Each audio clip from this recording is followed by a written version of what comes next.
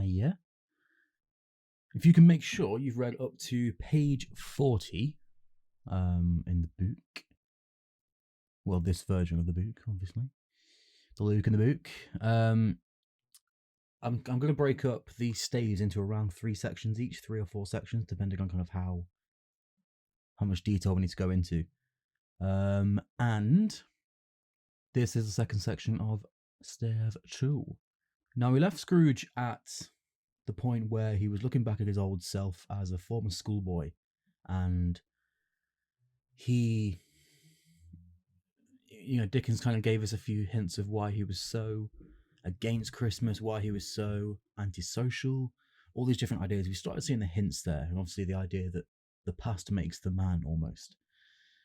Now we rejoin Scrooge, and he is touched on the arm by the spirit, and suddenly a man in foreign garments comes in, wonderfully real and distinct to look at, stood outside the window. Now, when it says wonderfully real and distinct to look at, we get a bit of a hint about what this actually is. And he cries, it's Ali Baba! And we kind of think, I'm sure I've heard that name before somewhere. And we get this kind of whole excited response from Scrooge throughout this whole little bit. And we start hearing names like Robin Crusoe.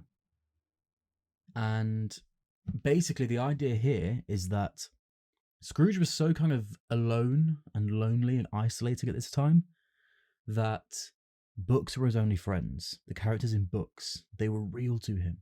Yeah? We've all read books where it just becomes alive.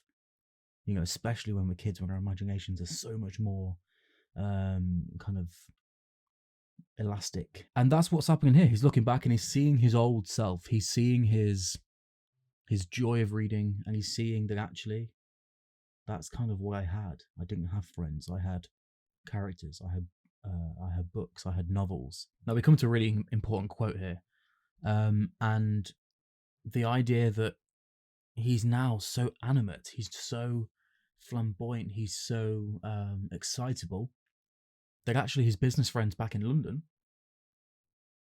would really have been surprised.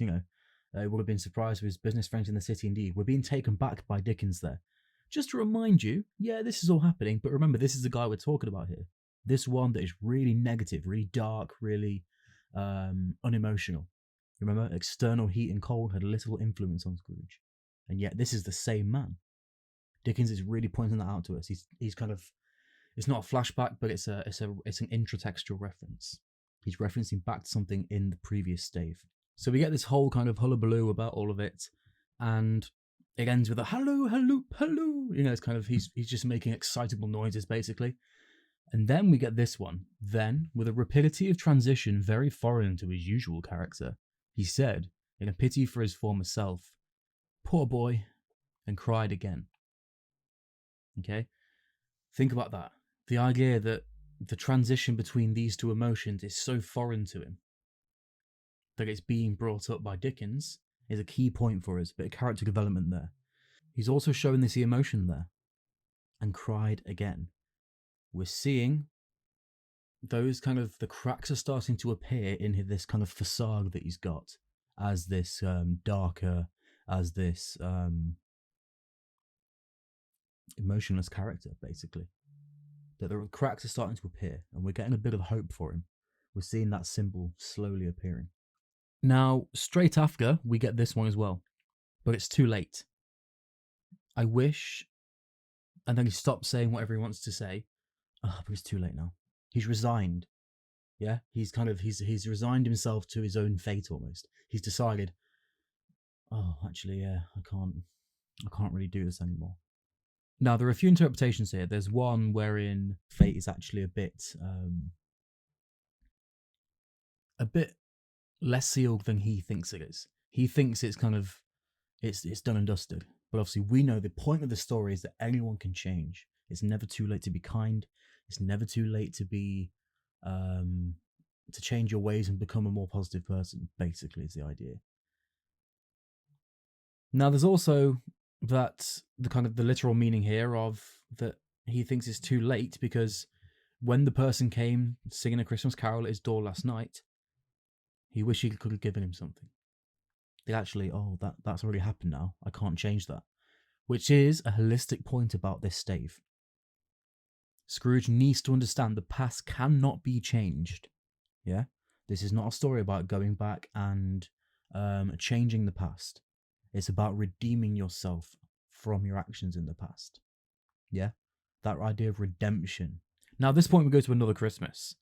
And we're starting to see some more emotive language from Scrooge, or from Dickens describing Scrooge as a bit more emotional. It talks about him glancing anxiously towards the door.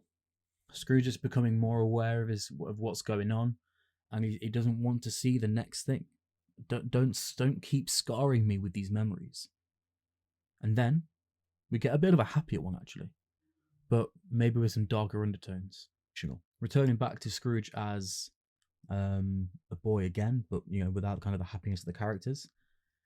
And a girl comes in who's much younger than him and puts her arm around his neck, kissing him, addressing him as dear, dear brother. We can guess this is his sister, pretty obviously. Don't need to be a genius to realise that. So she comes in kind of bounding across, and I've come to bring you home, dear brother. We've all known those, if you don't have siblings yourself, we all know someone who's got a boisterous and sibling that's younger. You can probably guess that is me in my family. And we learn that her name is Fan. Bring me home. What are you talking about? Home, little Fan? And she said, yes. Father is so much kinder than he used to be, that home's like heaven. Now, interesting point here. I know if we were in the classroom right now, a few of you would be going, So, an interesting point to think about. Father is so much kinder than he used to be. That comparative adjective. Father is kinder than he used to be. That home is like heaven. That simile there. We're getting some kind of understanding of why, again, Scrooge is the way he is. And the relationship he had with his father, which we can probably guess is not a great one. Sent him off to boarding school and he didn't bring him home for Christmas. That's going to put a strain on the family and a strain on the relationship between him and his father. Yeah? Contextually, think about the idea of males and patriarchs being the role models for young men. Yeah? In this time, that was very, very much the idea. And, to a certain extent, still is today kind of the idea that a lot of people subscribe to. We get this quote as well. You ought to be a man. It's as if his father was almost holding back him growing up and becoming the man of the house, or becoming a man in his own right. Yeah? He's been mitigated by his own father. So we're seeing, again, kind of correlation between the two characters there and how one is definitely influenced by the other. Now, again, we see another huge reaction. He exclaims, "You are quite a woman, little Fan." As in, oh, you are brilliant. So he's clearly got a good relationship with his sister. It's not like he doesn't have a good relationship with the rest of his family, but his sister he's clearly close with. And we start to see some reasons why we're not seeing her in the story. Now, before we get there, we see the schoolmaster, the headmaster, the head teacher, the principal, whatever you want to call him. And in the hall appeared the schoolmaster himself, who glared on Master Scrooge with a ferocious condescension. Not condensation. What am I talking about? Condescension. Who glared on Master Scrooge with a ferocious condescension. Now, think about the word choice there. He's condescending Scrooge for being happy, for being able to go home. This, I think, is often a point where we see Scrooge kind of shamed by being happy. That you shouldn't be happy. It's about business, and it's about being successful and being a tradesman and a businessman. That's what's important, Scrooge. And that's kind of the message that we're seeing maybe resonating more. He's been pushed away by his father, and maybe he kind of saw this headmaster as a father figure instead. Yeah? Dickens is not an idiot. He's going to have placed these very, very close to each other for a reason. All right? So, the ferocious condescension. It talks about him glancing anxiously towards the door. Scrooge is becoming more aware of what's going on, and he doesn't want to see the next thing. Don't keep scarring me with these memories. And then we get a bit of a happier one, actually, but maybe with some darker undertones. Now, the ghost kind of compliments Fan by saying she was a delicate creature whom a breath might have withered, but she had a large heart, as in, you could easily have kind of shouted at her and she would have completely withered up like a flower. But she had a large heart. She was a caring, kind person. She died a woman, said the ghost, and had, as I think, children. One child, Scrooge returned. True, said the ghost, your nephew. Yeah? Scrooge seemed uneasy in his mind and answered briefly, yes. Yeah, so we've met Fred before. So Fred, as it turns out, is Fan's son, and Fan has died. Now think about how that plays out for Scrooge. Every time he sees Fred, you can probably imagine who he's also thinking of. Fred is almost a reminder of pain for him. But there's kind of an idea that when people die, people focus on the day they died and how sad that was, instead of focusing on the rest of their life and how happy they were to be with them. Yeah? And Scrooge is kind of doing that. He's focusing on the fact that Fan died every time he sees Fred, rather than saying, oh, I had an amazing sister and she brought me this amazing nephew. Instead, he seems to be focusing on the negative all the time. And again, we're starting to see it's maybe a bit understandable why. I think as well there's also an argument to be made that maybe if he's guilty at this point, the fact that he only says yes, he seemed uneasy in his mind, yeah? Maybe Scrooge thinks, how can someone so kind have died before someone so bitter and horrible like me? Yeah? Bit of self-realization there, I think. Now, in the next paragraph, we get another memory, okay? So at that moment, they'd left the school behind them. They were now in the busy thoroughfares of a city. Now, think about this imagery. Shadowy passengers, shadowy carts, the tumult of this real city, kind of the chaos and the noise and all that kind of stuff. Think about the negative imagery there. And now, the more positive imagery of Fezziwig's workplace, his warehouse, his place of business. Now, Fezziwig. Fezziwig was Scrooge's old boss, and here we get to meet him. Why, it's old Fezziwig, bless his heart, it's Fezziwig alive again. Scrooge is happy to see him. Yeah, he's clearly had a great time working for him. Now, I think Fezziwig's a really important character to understand, so I would definitely make kind of a profile about him, okay? And what he is, who he is, and why he is the way he is, and how that juxtaposes Scrooge. Yeah, we've got a clear juxtaposition between these two characters, and especially their employer styles, their styles as a boss, as a leader. So as we go down, we find that it's Christmas Eve, and Fezziwig asks the people to put the shutters up. Let's close the shop and let's party. Let's close the business for Christmas and let's have a party. You wouldn't believe how those two fellows went at it. They charged into the streets of the shutters. 1, 2, 3, had them up in their places. 4, 5, 6, bargain pinned them. 7, 8, 9. There's an immediacy, yeah? Think about the syntax of that one long, complex, multi-clausal sentence there.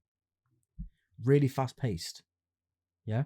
A lot of dashes, which are the indication of a kind of fast-paced following on of information. We then move to this really good quote, I think. It was done in a minute. Think about how that is comparing to Scrooge. Slow, going on all the time, at his own pace, slowly. It was done in a minute. Think about why he said that. It was done in a minute. Happy workers are good workers, I think, is one real kind of key thing to take from this quote. If you get people on your side, it makes it so much easier. Yeah, we've all had those kind of relationships, whether it be with family or a boss or a teacher or whatever, where they're not on side and it just makes things 10 times more difficult because people aren't as willing. You get people on side, yeah, you are nice to them, you make them happy, and people are often a lot more willing to do what you ask. It was done in a minute. Every movable was packed off as if it were dismissed from public life forevermore. They completely sweep this place and they open it up for a ball. So they're ready to have a big kind of a big waltz, a big ball. Again came the fiddler with a music book. So he's hired someone. Fezziwig's hired someone to come in, and the fiddle starts up. In no way is that the song that it would have been. But you know. Now as we come down onto this page here, look, we get Fezziwig. Old Fezziwig clapping his hands to stop the dance and cried out, "Well done!" And the fiddler plunged his hot face into a pot of porter, especially provided for that purpose. So there's all this kind of planning gone into this. It's really kind of a caring, well thought out celebration. Okay? And he also cries, "Well done." Think about how that compares to Scrooge's, "Let me hear another sound from you and you'll keep your Christmas by losing your situation." You know, he threatens to fire someone. Again, we're seeing a pattern here. I'm giving you a lot of stuff that's quite obvious. But Dickens is doing the exact same thing because it's important. We need to know this. Now, we come back to kind of the idea of meta here, the idea of self-aware, the self-referential, the self-analytical almost, Dickens. They have a dance, and the Fezziwig, Mr. and Mrs. Fezziwig, they are amazing dancers. And if that's not high praise, tell me higher and I'll use it. Yeah, Dickens is talking to us there as an audience. Well, whatever you think as a reader, whatever you think as a person reading this book, you think of the best high praise, and that's how good they are. Yeah? He's not giving you any little kind of inch of room to think, "Oh yeah, but he didn't say this about them, he didn't say this." He's saying, okay, well, whatever praise you can think of, that's how good they were. He's being really, really hyperbolic and meta, talking to us as an audience, because we need to understand, this can't be a book that is different for different people. Whatever one person's version of the ultimate praise would be, that's what he's using. Okay? The praise is basically eternal at this point. That he thinks, doesn't matter when you're reading this. You know, Dickens is dead. He had no idea that I was going to read this, but he was preparing for it. He wanted that praise to be eternal. Okay? Now, the next quote we're going to think about is, "They shone in every part of the dance like moons." Now, moons often can symbolize kind of romance. And, you know, if you think about Romeo and Juliet, that's often the case. You know, he says, "I swear on the moon." And she said, "Don't swear on the moon, the inconstant moon." But for this one, think about what moons do. Moons don't create light. They don't emit light. They reflect it. Okay, now I'm doing this classic English teacher thing of probably taking something a bit too far, and I'm kind of going a bit further than I need to, and absolutely, I completely agree. But to show a mastery of English and to show a mastery of this subject, this kind of stuff you need to be able to do. And these are the ideas that, you know, really do merit really good grades. Now, moons are something that reflect, okay? Now, we could even say it's kind of a metaphor for Scrooge and the way that he has been brought up. He's had all of this horrible experience put onto him, and just like a moon, he's reflecting it back onto everyone else.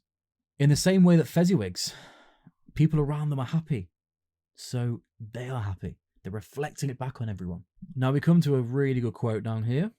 Lovely little photo of the Fezziwigs there, little dancing, lovely. When the clock struck 11, this domestic ball broke up. Mr. and Mrs. Fezziwig took their stations one on either side of the door, and shaking hands with every person individually as he or she went out, wished him or her a Merry Christmas. Think about the complete juxtaposition again between Scrooge and the Fezziwigs. How he greeted people, or left people, I should say, on Christmas Eve, compared to how the Fezziwigs do. Yeah? They're stations. It's almost like a duty. It's like a military term almost. They're stations, as in this is part of their job as well. And they have to shake every person's hand, yeah?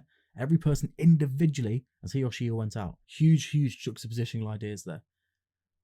It's becoming obvious because for Scrooge it needs to be obvious. Look at how these were and look at how you are, okay? Now, during this whole time, Scrooge had acted like a man out of his wits. So Scrooge has been absolutely taken up by the moment. He's kind of forgotten that he's in a memory, that he's in this kind of strange experience where the ghosts are taking him through his life. And he's got all excited, hey, kind of probably joining in even. He's a man out of his wits. Okay, that's simile there. His heart and soul were in the scene and with his former self. Former self. Bit of foreshadowing there. Okay, he's looking at his former self, the kind of happier one, and maybe we're going to see that almost goes in a cycle and comes back to where he is because of his experience throughout the narrative. Now we get to this point as well. Look, he remembered the ghost and became conscious that it was looking full upon him, while the light upon its head burnt very clear. Yeah, this light is jet beaming out, and he is realizing where he is again. Maybe we're seeing more possible hints that this entire thing is a facade. He puts on a front. He has this brick wall between him and anyone else. Because if he tries to let anyone in, they might hurt him. Yeah? He had Fan, but she died. And Fred is just a reminder of Fan. He had the headmaster, but his father took her away from him.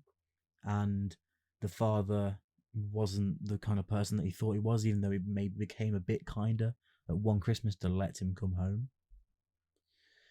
We're seeing kind of, again, these cracks are starting to emanate throughout Scrooge. Now later on, the ghost talks about a small matter to make these silly folks so full of gratitude. Small, echoed Scrooge. He says, is it not? He's only spent but a few pounds of your mortal money, 3 or 4 perhaps. In that time, 3 or 4 pounds would have been, I don't actually know because I'm not a human calculator, but I will put it down there. Now, Scrooge is apparently misunderstood here. It isn't that, said Scrooge, heated by the remark, and speaking unconsciously like his former and not his latter self. There's a kind of almost a conflict, there's a war between the two sides of Scrooge starting to occur. Are they going to break apart and become separate things, or is one always going to hide the other?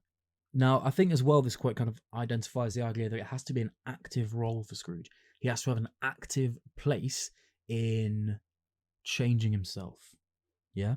He can't just passively let it happen. He can't just sit back and go, all right, cool, yeah, change me. Nice. He has to actively get involved and do something about it.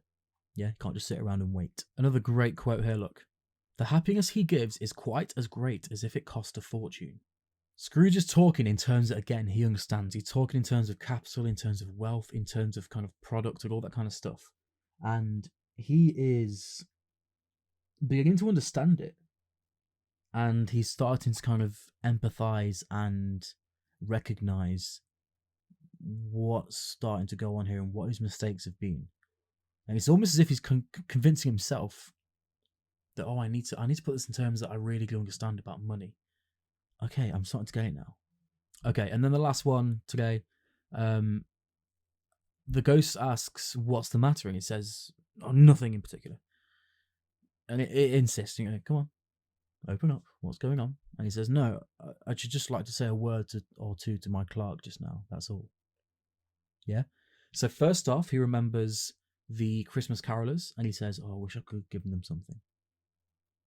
And then he mentions his clerk, his workers, the Cratchits, and we're slowly working through towards a realization of what maybe needs to happen.